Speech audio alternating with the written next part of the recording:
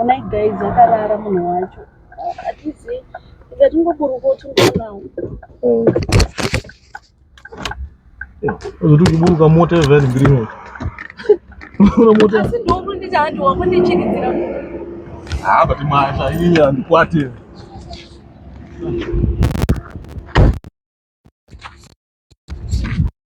Hey, my sister. Hello. Hello. How are you? Oh, you speak English. You speak English. Hey, my sister. Why are you sleeping like this? Why are you sleeping like this? I think it's almost 2 months I've been seeing you here. What's going on? Why? You are hungry. Did you get anything too? No, I think I have my juice. Yo. Hey guys. So what's happening? Can you tell me what exactly is going on here? Where are you from? You can hold the phone. Easy. Take it easy, my sister. You're gonna choke yourself. Hey, I'm in Zara. Yo, guys, those who think about don't try to name scanner, but asikuziva kuti ndiwe kupi right now and the information yandinayo. Saka kuona kuti kwasa kumbatsire kuti achabatsirikawo here kana achitiza mabandewo hapana zvatingaite wachataurawo but amen. Let's hear kuti Zume. My sister, take it easy. Don't finish everything. I'm gonna buy something for you also. How are you? My name is Telman. I'm Telman from Telman Visuals TV. I'm a content creator. I do go around creating content, but just that I have like 2 months. I've been seeing you here laying on this same bench. That's why I decided today. I told my wife we have to ask what's going on.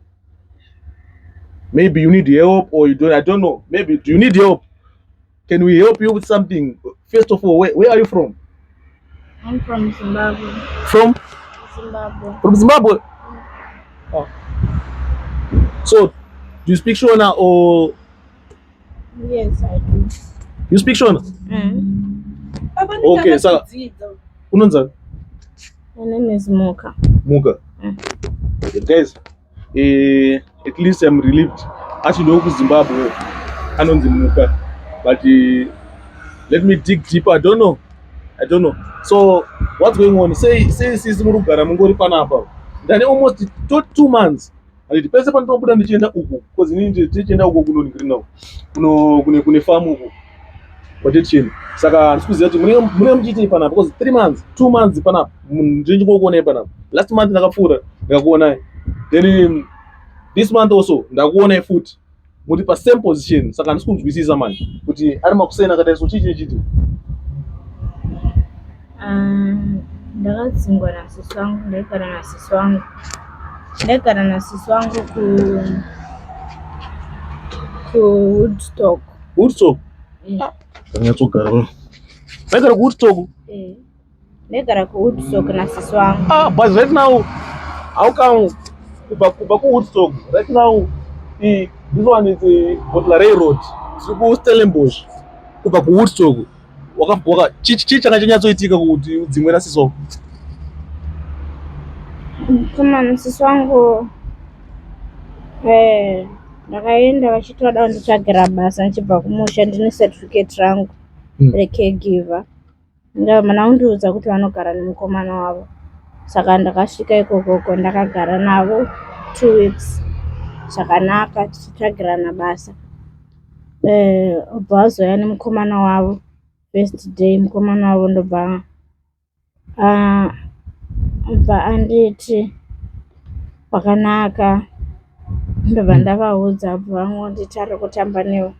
Saka next day racho vakazobuda katisiya tiripo mukomana wavo. Ndobva andimanikidza kurara naye. Yeah. Ndobva ndire. No, you don't have to cry. Ndire. So saka waka ku police wakaudza police here. sisi vangu vakabva vandidzinga vakanditi handigare neure panapa. Iwe watorepo saka sisi wako ndisisi wako like mwana wamai wako kana mwana maiguru vangu ndiye akandidesa musisi vamama vako. Guys, as you can see vanhu vane utsinye guys kunzoku. Handiziva kuti chii chiri kuitika cause musikana uyu ati anonzimuka ari kuti iye ari kuno ku Cape Town kwatiri kunoku handiti. Saka this is Butler Railroad, warakidze road iyi. This is Butler Railroad. Saka panapa panenge akaita bus stop like. So musikana uyu pese panenge ndichibuda ndichienda kumaprazi uko kwanenge ndichinotenga magunanzi angu ndowanzopfuura ndo road yandoshandisa. Saka apa ndatirega ndimboita se timbonzwa kuti munhu anenge angori pa one position, anenge ari pa one position, chii chinenge chichiitika handiti. So now akutaura kuti iye akaita se akarepwa nabanguru ake here kwaanga kuzogara nani nasisi wake handiti. So asi ari kuti sisi ava havasi sisi like biological sister, ari kuti mwana wokwaMaiguru. Vanhu vane utsinye kunze. People are very cruel guys. But asi kuziva kuti chii chakanyatsotora nzvimbo kuti vasvike pakubva vazomudzinga mumba vasingamutsvagire kana iri mari yebha kose vakambotaura kana kuti nyaya yekuti uende samwe kana kukuendesa hako kumusha kana kuti sei. Vakandikandira mabhegi angu, ndandine bhegi rangu hombe vakatora. Ukapiwa iro riri magumbezi? Vandipa remagumbezi. Kugumbezi wakatora kupira unaro? Gumbezi ndakarinhonga apo pandaibva uko kwandaikumba. Kumabhini evarungu? Ndo pandakarinhonga. Saka ona saka nyaya iri very tough guys. Zvinhu zvane nguva yakareba sei zvinhu zvichiitika? Kubva kuWoodstock ndofunga ndane mwedzi because ndoti kana ndichifamba manheru ndinotsvaga panenge pakaviswa moto ndopandozorara. Saka mwedzi but hazviita kuti uite mwedzi because ndikutaura kuti nini kaka chituwa ndiri mumwedzi unoyu I think ndekutanga last month ndakakuona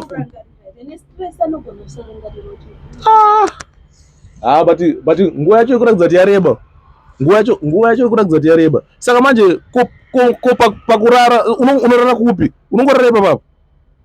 like ndinorara panapa kucheri kwakachena chena kusati kwakutonhora. Pane vakomana vanovesa moto apa matai ndopandomboenda ndonodziya moto kuma 1 2 avo vanotozviscrape apo ndopandonorara ipapo kana kwakutonhora. Saka kumusha kuZimbabwe unobva kupi kwacho? kuZimbabwe ndinobva kuChiredzi. But mama wangu vanogara kuKaribo. Saka family, saka vanhu lese vanhu vanenge vakakutarisa vachida kukubatsira izvi maybe vamwe vachada kutrai kuloketa hama dzako. Une imwe hama here padhuze isiri sisi ava kana kuti? Ndina mainini vangu vari kuJoburg. Nemakazini angu ari kuJoburg. Pana Tadiwa Shamba Kumanja naKelvin Ngwenya. Guys, Kelvin Ngwenya kana kuti Tadiwa Shamba Kumanja. Yeah, guys, kana makateerera kana masaka nevidhiyo rino here guys, onai kuti your cousin sister tinaye panapa. Kuna Butler Railroad kuside rei inonzi Stellenbosch Farms handiti ndokwatiri kunoku. Saka toda kuziva kuti tokwanisa kumuassista nei handiti. Suppose isusu chatirokwanisa hedu tiri vanhu vanenge vachiita se vanenge vachingotora news. Saka tichida kuona kuti zviri kufamba sei mumasizini. Saka taita se tokwanisa kuuya panapa toda kunzwisisa kuti nyaya iyi chii chiri kutora nzvimbo pakuti tinoona munhu for 2 months akagara pasame position handiti hamuvi aite sei achiratidza kuti ane tsvina senge zvamuri kungoona ipapapa. Asi kuziva kuti kugeza obvious zvizvo kuti munhu kana akatodzingwa mumba nekugeza achiita se hatichatauri. But I mean, how are you surviving? Ko chikafu unowana kupi? Let's say chikafu kuti urarame. Ini ndongokumbirawo vanhu vanenge vangoda kundipawo vanongondipawo. Akakumbirawo chikamari mwezuro ndopandakapiwa chingwa neumwe truck rakapfuura apo. Kwakutodya? So ndine nyota nenzara. Une makore mangani zvako? Ndine 24. Hey, guys, vanoziva munhu kana kuti vakambosangana naye kana vanoziva zita rake anzi Muka senemu inonzi Muchaneta.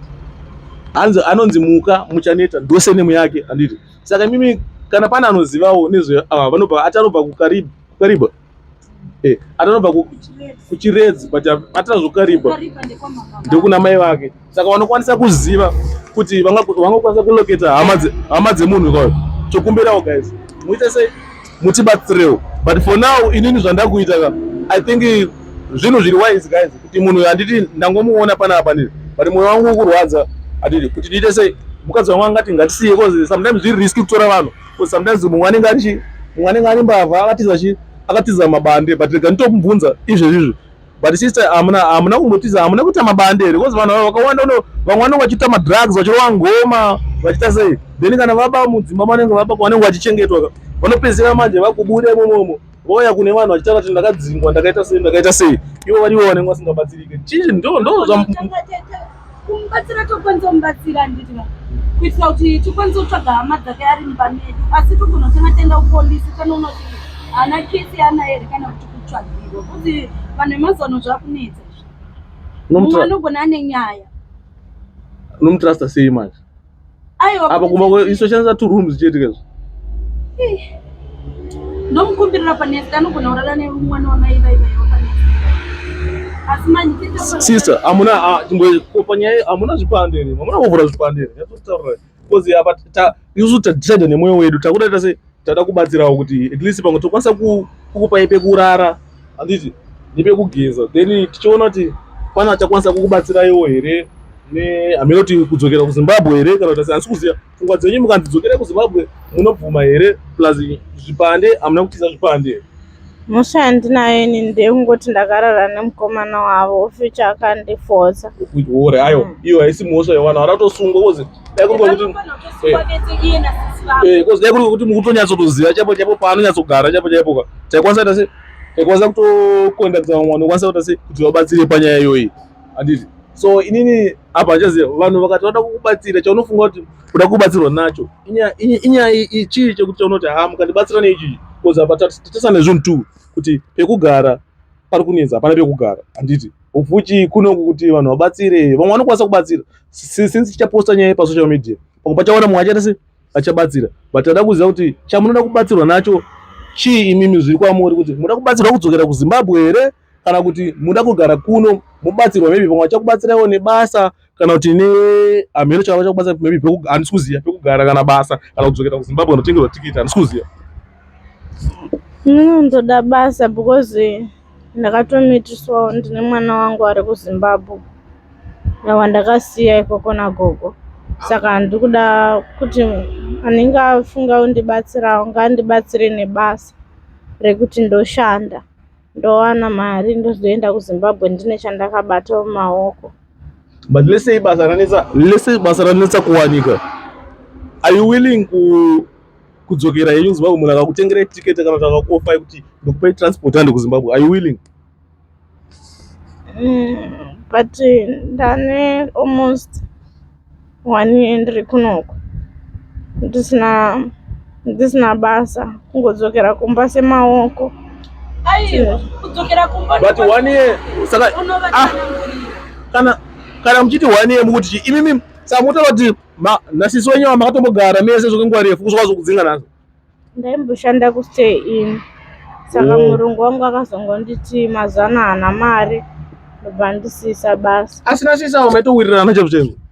Taiwirirana because kutoti ndiwe kumba kwavo ndova vanonzani tadi taenda tanotaurira tasvika kumba ombogeza oita right. But ukuona kuti tasama netime, ukuona time achiri makuseni uona tautokanzela kuenda kwataichida kuenda guys, tobatsirawo mumwe mangwana ndiwo hauzivo kuti ndiani guys, tongobatsiranawo, kubatsirana kwakanaka zvedu zvekuda kuenda nofarako zvataichida kuita guys takutosiyana nazvo, tombobatsirawo mwana wevhu tingadii guys. To be honest guys, handiri kunyepera inyaya inobata, zvinhu zvinobata handizvo because ndanga ndisingazifungidzira, muona kuti ndanchitaura kuti taingopfuura handiti, saka taingoti masweet kids haumapedzi akawanda, ndongoti munhu chigunduru munongoziva yedu yatinoita taiwa chigunduru handiti, but nhasi hameno changonditi chimutaura kuti sei kutaura nemunhu pamwe anogona achida hewo kuti ungwanisa kubatsira, but handisi kuziva kuti sisi are you willing kuti totanga taenda nekupolisi then tonoona kuti zvakamira sei, hamusi kutsvagwa here chichichi, then kana tichizotaura takutorai toenda kumba kwedu because indogara nemukadzi wangu nemwana wedu. Handiti toita sei tombokuwanirai pekurara nhasi. Handiti tikaswera kumba mowana pekurara, kudya nekupfeka chichichi nekuchinjawo dzimwe hembe. Handiti saka tachiti zvinoita here kuti toenda nemandiziyo. Are you willing? Yeah, it's fine. Munoenda nena because handina mhosva yandinayo kunze kweyo yekurara nemukomana wasisi wangu. Saka for now I think takutanga nekupolisi. And so guys, ndo nyaya iri panapa nditi. Saka mese vanotifollowa guys, kumafollowers edu guys, tokumbira kuti mungoita moyo une tsitsi, moyo une rudo. Vanoda kubatsira munongotibata motiudza kuti munokwanisa kumubatsira sei musikana. Isusu togara kuCraifontein apa kwatamuona kunonzi kuna Bottle Railroad. Kuna Bottle Railroad ndo kwatenda sei kwatamuwana ufuchi ndo pane pakaita karakidza vanhu kakaita kabus stop anomukuona ndo paanga akagara. So isusu takuda sei takumutora toenda naye kupolisi. Saka tichanga chizokupa maupdates chikuudza kuti chii chiri kuitika, zvakamira sei. Handiti tichange tichikuudza every day kuti chii chiri kuitika. Of course tinenge tichikwata panye security wise because vamwe vanhu mazuva ano vakawanda dzambavha, but zvinenge zvaitika because moyo uri kuti ngatibatsirane because hatingazosiye mwana wekumusha achita sei achitambudzika pasina anokwanisa kumubatsira because hapana anombomucheuka. Ende pano paari pacho pano padangerous ofuchi nguva tapinda muwinter guys, kune kuchita sei kune kuchitonhora apa munhu wechikadzi. Handiti saka izvo ndo chinhu zvandangoconsider zvikandibata ndakati aiwa kana vanhu vakakwanisa kumubatsira vanenge vabatsira vaita moyo waMwari ivavo ngavaite sei ngavamubatsire. Handiti saka inini ndamuisa kwamuri imimi mafollowers edu kuti munge ane chekuitawo anoziva. Handiti kana kuti anoziva kuti tingamubatsire sei panyaya yakaita sei. Handiti because iye kuenda kuZimbabwe ari kuti ndo last option for now. Aritoita sei aritoda kumboshanda. Handiti but for now rekanditi bye, ndichange chikupai update. Handiti nei mwanaume yangu bhutsu iyi ndio yawakabuda nayo here? No, bhutsu dzangu dzakarasika mandaimhanya ndamhanyisana vamwe vakomana ndo pakarasika bhutsu dzangu ndichimhanya murodhi. Saka idzi ndakatodziwanawo hangu ndikati handingarambe ndichifamba netsoka. Guys, vanozodawo kunzwa nezvake muchaisirwa nhamba kuti mukwanisewo vanenge vachida kuda kumubatsirawo kana kuti akazofamba sei tichaisa nhamba dzekuti muchange muchitaura naye. Vanoda kutaura naye, vanoda kumubatsirawo. Please guys, yetibatanei. And for now for safety yake tichange tichihaidha kwaanenge ari, just for your safety. Maybe pamwe because nyaya iya tauda kuti tichita police case, nyaya yemurume wani wasisi wacho toda kuita police case. Saka for your safety tichange tichihaidha kwaanenge achigara location yake. Handiti so thank you guys. So yeah guys, I think apa tabva kupolisi manje, tabva kupolisi tasvika paDen, tinavo sister Muka. Awa record yavo iri bo mapurisa ataura kati aiwa hatina anything chatiri kuziva pamusoro pake. Saka isusu tati rega tirese tiende nawo paDen, tosvika nawo paDen vachiita sei vombogeza waniti. Saka ndofunga apa vanhu vese vanenge vaneta manje because process yacho yange yakaita sei yange yakati rebei. Saka sister Muka saka saka panapa ndo paDen manje apa sister Muka ndo papa patogara isusu. Saka tichange chimbogara panapa tichiona kuti zvakamira sei. Saka for now I think mafana hairi gumbezeri torisa mbini gumbezeri da kuti uraswa mvura ogeza muona gumbezeri racho harina sviba zvaro ameno kuti unofunga kuti nongama panze kugara panze munhu. Saka zvinhu zvacho zvongoda ngoraswa guys. Saka gumbezi zvimwe zvese takurasa then toona aiwa mungatendere munototenda mutenda Mwari ndinoita kuti zvinhu zviite sei kuti zviitike vanotisanganisa. And then kana tikakugarawo tese tichiwiriranawo mukangorakidzawo muri munhu anoteerera nditi then isu toisawo effort pakubatsira nditi kuti techingonzwawo kuti chichi kuitika but for now togona kuburuka yedu muchipinda mumba toona kuti zvakamira sei. Okay, let's go. Takuenda mumba saka magetoti ko isusu magetoti anenge akunopinda mumba tetasvika saka change chikupai update kuti zvakamira sei change chikupai update zvakamira sei.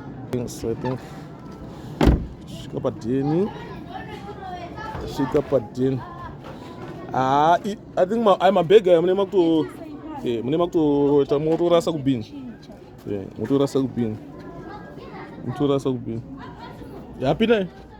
pinai guys, rega tichimboita kuti vageze chakupa imwe update aditi so munogona kugara pakauchi no problem so apa tasvika padeni anditi guys tasvika padeni takano sister muka varava and saka ndomudheni medu muno pango mune muchingorarawo munorarika aiwa muchitendei so guys ticharamba tichingokupai update kuti zvakaita sei kuti zvakamira sei but for now you have to know kuti sister muka vave safe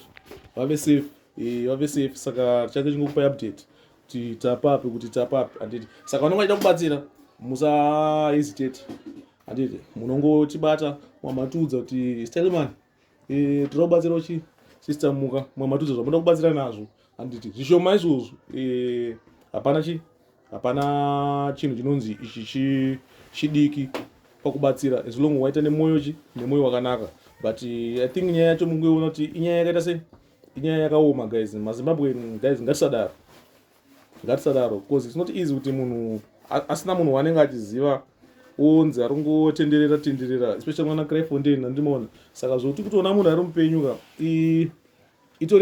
dzitori nyasha dzaMwari dzinenge dziri paari anditi saka toti for now I have to say goodbye guys anditi I have to love and leave you inini ndinongogara munongodziziva slogan yangu inoti continue to do what you are doing then I will do what I do the best anditi ndichikupai ma-updates ndichikuudza kuti zvakamira sei.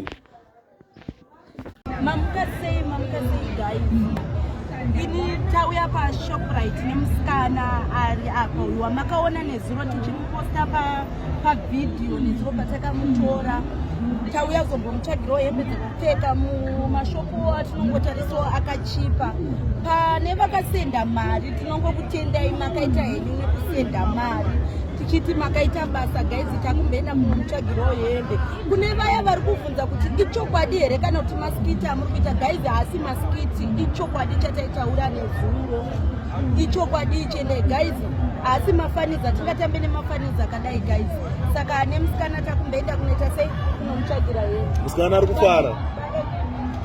Thank you so much kune vakasapota vakabatsira nemari ndinotenda zvikurusa nekubatsira kwamaita mai Ela baba Ela vakandipa pekurara neyekugeza as you can see ndatotsvukira akuluka aiwa musikana akuluka guys akarege tibonotenga hembe dzekuti ndichinje because mai Ela vapfupi nini ndiri murefu. Thank you so much.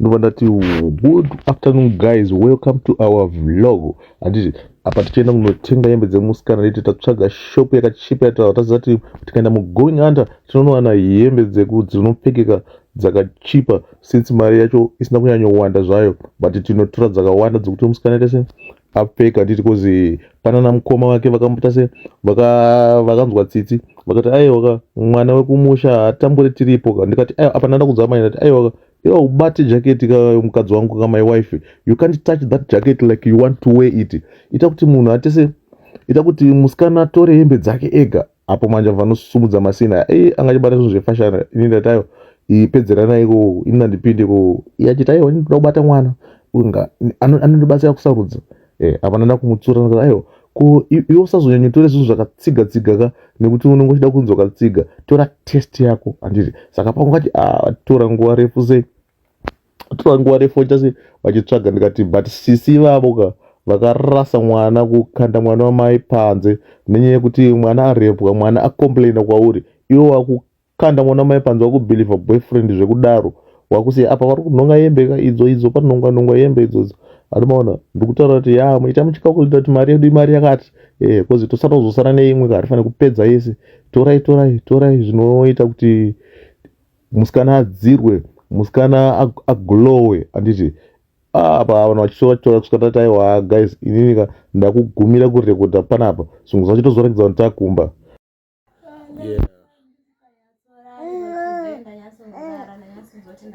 usingatyi kana kuvingwa kana panza pane zvimwe zvigunduru. Basa pane stage yekuti unosvika pakuti hameno mwari zvamunenge mangoronga, unombotanga uchiti kana wakarara wakafuraziso wani, but paunozotoona kuti ndo situation iripo unopedzisira wajaira. Komuka timbotaura kane mafollowers edu umbotenda plus panana mukoma 2 vakabatsira vakasenda mari dzavo, chimbovarakidza kuti uri kuglowa vamwe vanongofunga tiri kudya mari kuno, vanofunga tiri kudya mari. There is muka guys, there is basa vana bvudzi nevamwe vari muzera kubatsira. Ndakumbovhenura musoro wangu, ndatengerwa hembe dzesanopfeka, ndatsvagirwawo basa. Thank you so much guys, I really appreciate it. You are so kind. Guys, vari kutaura zvemabasa vaya guys, rambai muchitsvaga because mamwe acho anenge anewo mari shoma, saka pamwe munozowanawo riri nani, asi kuramba muchitsvaga mune matoita basa. Titibatsire mwana wevhu. Guys, muri kunzvera kuti musikana ari grateful, musikana ari kuglowa guys, andini maona musikana ari kuglowa, saka we appreciate your help so much.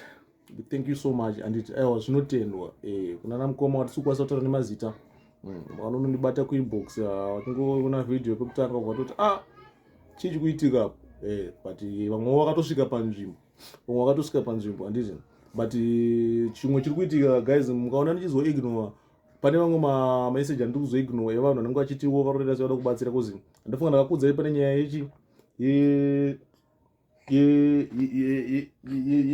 yeboyfriend yesister yake yatofanira kuita police case. Handiti ndofunga takataura ufuchi takatoita se takatofambira nyaya, saka tinenge tichida kuavoida kuti vamwe vanhu vakauti tisingazonyatsoziva vamwe vanhu vanomaona. Saka takatambokonfirma face kuti toda kuinvite vanhu vanoita se vanhu vanokwanisa kuti tobatsirana here pasina machallenges, because vamwe vacho vanenge vachida vaitotsvaga information, saka tichitirawo kuti musikana ite safe. So far vanhu inini ndinaye, but zvinoti pandiri ndopari kurara so far for a safety andimaona, because anondiziva kuti ndogara papi, but pandiri hapasipo panenge achirara, so kuti mukatouya kwandiri hamutete sei hamukwanise kumuwana, handiti maona. Saka inini for now ndinoda kungoti makagona, aiwa ramai makadaro guys, nemoyo kuita se nemoyo kubatsira. Ndichange ndichikupai maupdate kusvika zvaita, kusvika system mukava either vaenda kuZimbabwe kana kusvika vakutonyatsotoshandanda, vave independent, vakutozviitira zvinhu zvavo vega, handiti maona. Charamba ndichingokupai maupdate, but I hope zvinoitika soon, unoona. Plus pane chimwe chinhu chekuti ndakanimbonyarara, isecret, ite secret, handimaona, because musikana yeyu muona zvinoita Mwari anoshandira nepakasiyana siyana guys, Mwari anoshanda pakasiyana siyana. Ndichazokuratidzai kumberi, ari zvimwe futi zvaanotogona zvisiri zvekushanda zvechild care zvaangachitaura, ane zvimwe futi zvaanogona. Munhu atoriwo talented neimwe area yachi yatoriwo talented zvekutodaro, handiti fuchi yakambotirakidza tikataura zvatakataura, handimaona. Saka pamwe munogona kutozoita se kutozomusapota, handiti anovhurawo peji rake, motanga kumusapota ipapo muchiita se muchingoenda kumberi, handiti. But for now, thank you so much vese vakamira kuti musikana aite se musikana awane chekupfeka, because ndo yanga iri main issue, because hembe dzake dzanga dzisingaite, because kutongotora dzimwe zvaite nekutodzirasa, but makabva mangoitawo faster mukaita se mukarespondawo tatowedzerawo mari iyoyo kana kutenga hembe dzedu 1 2 3 zvekuti musikana aiwa kutoglowa muchazomuona shange richikupostera mapicture musikana achiita se achiglowa aiwa musikana ari kuglowa guys murambe makadaro